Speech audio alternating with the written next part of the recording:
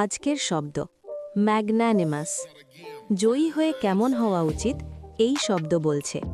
Word magnanimous, meaning উদার ও মহান মনের।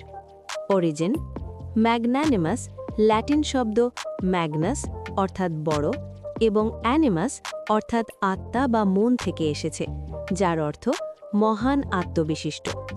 Examples: the winner was magnanimous in victory. Bangla, জয়ী হয়েও সে উদার ছিল। He forgave his opponent in a magnanimous way.